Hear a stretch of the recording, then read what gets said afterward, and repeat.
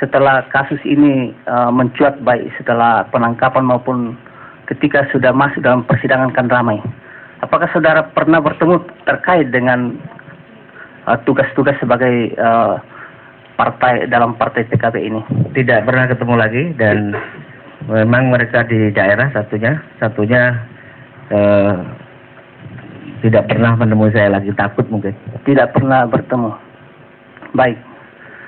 Seperti sudah ditanyakan majelis tadi bahwa kedua orang ini di dalam pembicaraan telepon dengan beberapa pihak, transkripnya juga pernah diperlihatkan dalam persidangan ketika saksi yang bersangkutan diperiksa, menyebut ada istilah trans 1, kemudian ada bos besar, ketum, lalu kemudian itu sejak persidangan ini berlangsung, baik terdakwa yang sekarang, terdakwa Nyoman maupun Dadong, maupun terdakwa dan Nawati, bahwa kata-kata ini sudah mencuat. Apakah kedua saksi ini pernah mendatangi saudara untuk meminta maaf kepada saudara terkait kata mereka mencatat nama saudara, dan saksi juga mengatakan bahwa itu dicatut?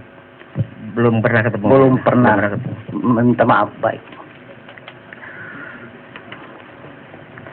Kemudian saksi tadi menjelaskan bahwa menjabat sejak tahun 2009 sebagai Menteri Menaker Trans.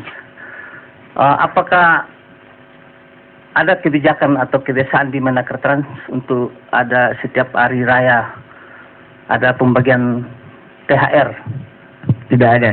Tidak ada. Tidak ada. Tidak pernah ada, ya. Baik.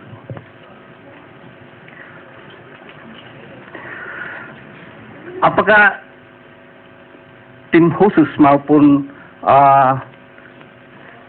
dirjen terkait dengan dana P2KT ataupun P2KT, maksudnya staf khusus itu, ya, terkait dengan dirjen, terkait dengan surat nomor 97 maupun surat B nomor 73, terkait dengan adanya alokasi anggaran dari yang diputuskan atau dialokasikan oleh Banggar yang disahkan pada tanggal 22 Juli 2011 sebesar 500 miliar. Apakah staf saudara yang terkait dengan bidang ini pernah melaporkan kepada saudara bahwa ada pengalokasian sebesar 500 miliar untuk dana DPPID? Tidak pernah, karena kalau anggaran Kemenaker biasanya hanya dengan Komisi 9. Baik.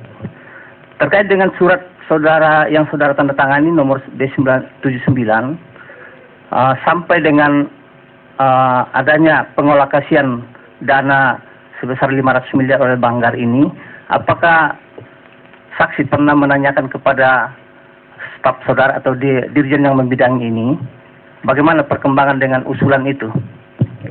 Menyangkut DPPID sebagai program baru, DPPID-nya saja saya tidak tahu, dan tentu saya tidak pernah menanyakan apakah yang terjadi dan perkembangannya.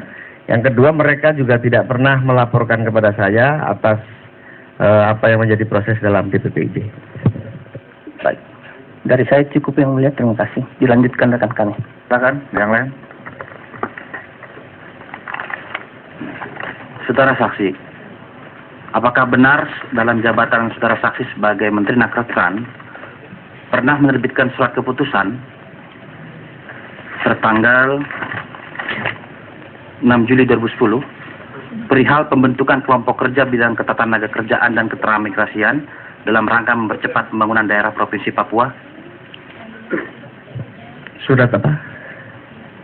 Surat keputusan itu ada sebagai barang bukti.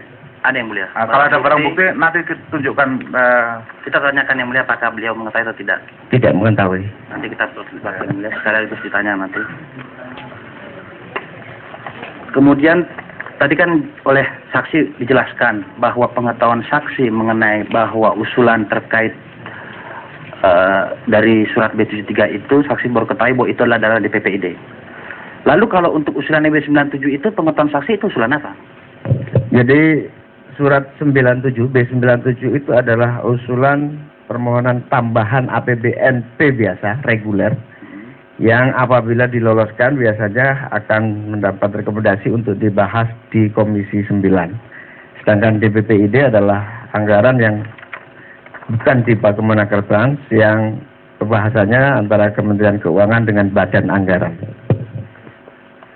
Mengacu pada surat nomor B97 dimaksud, kami mendapat garis poin di sini, yaitu usulan tambahan biaya untuk mempercepat pembangunan KTM melalui APBNP tahun 2011.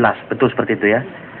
Apakah pada APBN untuk tahun 2011, usulan seperti hal dimaksud sudah pernah diajukan oleh Kemenaker Trans?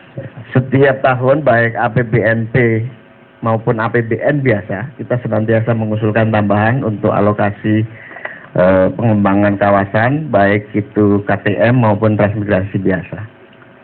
Menurut saudara saksi Putra Agung, apakah saksi kenal saudara Putra Agung? Tidak, Di Direktorat Perencanaan Teknis, Dirjen P2 MKT? tidak kenal. Tidak kenal. Kami konfirmasi kepada saksi. Menurut keterangan saksi Putra Agung, pada APBN tahun 2011, sebenarnya sudah ada pengusulan sejenis, namun itu saja tidak terserap. Dan mengapa harus diajukan lagi usulan di APBNP? Apakah benar demikian? Jadi semua kawasan transmigrasi termasuk KTM sampai hari ini sangat membutuhkan anggaran. Anggaran itu terutama untuk baik infrastruktur maupun pengembangan masyarakat, pembinaan ekonomi, dan berbagai program. Bahkan sampai hari ini kawasan transmigrasi sangat membutuhkan itu. Soal penyerapan adalah soal cara kerja dalam menjalankan program-program yang ada, sehingga soal waktu, soal biasanya kendalanya 3 karena otonomi daerah, kemudian ada kendala waktu, kendala proses dalam pelaksanaan, sehingga antara kebutuhan dengan pelaksanaan penyerapan ini memang 2 hal yang berbeda tetapi satu masalah. Lalu kalau memang demikian, lalu apa hubungan antara surat B97 dengan B73 ini? Ini ada kaitan nggak ini antara kedua jenis surat ini? Pada awalnya sama sekali tidak ada kaitan, karena memang APBN yang diajukan APBNP yang diajukan melalui surat B97 adalah APBNP reguler yang kemudian tidak mendapat tindak lanjut dari Kementerian Keuangan melalui Dirjen Anggaran. Apakah dengan demikian saksi ingin mengatakan bahwa surat B73 tidak ada hubungannya dengan surat B97? Saya baru tahu surat B73 itu ketika saya diperiksa oleh KPK. Dan itu sesuatu yang baru sama sekali, tidak pernah dilaporkan, tidak ada tembusan kepada saya. Setelah saksi melihat surat dimaksud, kami ulangi pertanyaan kembali, apakah surat B73 ada hubungannya dengan surat B97? Tidak ada hubungan langsung, tetap karena berbeda, jenis dan model programnya berbeda. Oke.